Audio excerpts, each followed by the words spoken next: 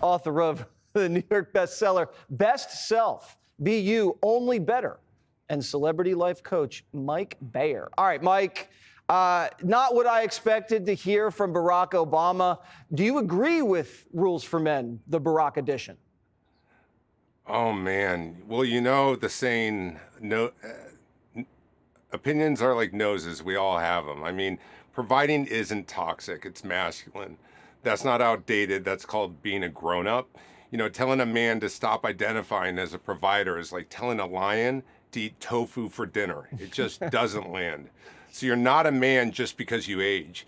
You're a man because you take ownership, you take action. And I'm not sure why we're not talking about that. What about not going to play sports all the time? I mean, guys love sports, especially when you're young, because you actually get playing time and your body doesn't ache everywhere. Sports are... Yeah, sports are amazing for boys. I mean, what would they do during recess? I mean, they would, I guess, have a book club, make scented candles. I mean, what would they do? It's amazing for energy.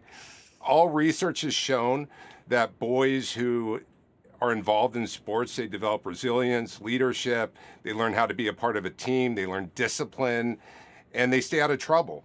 So I'm not sure what the plan is if we're keeping boys out of sports. I'm not sure what the plan would be. And, you know, we don't have anything against gay friends or going to the theater, although personally I hate going to the theater, but I'm not going to judge you if you go to the theater with a gay friend. I just don't remember thinking about who was gay when I was in middle or high school. It's like these kinds of messages to young kids just seems off. Yeah, Jesse, I'm not much of a theater guy either. I think I've been maybe once. But, you know, look, I mean, I don't know.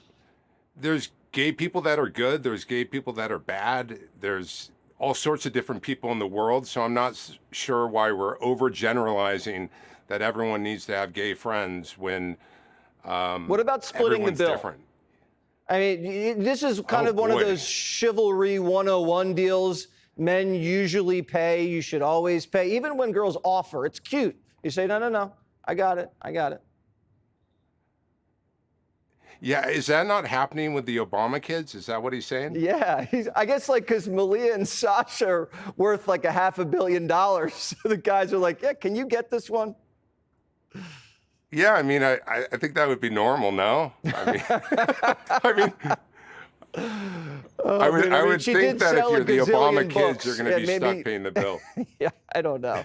But I mean, this isn't really the message for men. Right? I mean, usually men, especially in the courting phase, from what I remember, usually pick up the check. Yeah, men usually pick up the check, and I think that makes a lot of sense. And look, I've worked with thousands of men across the country for over 2 decades.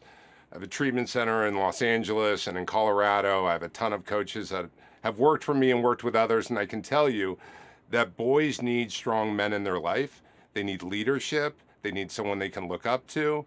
And they need a mentor. And so I think by having those types of people in your life, they also know how to court women. Mm-hmm. It all plays together. We're going to send you a new client. His name's Johnny.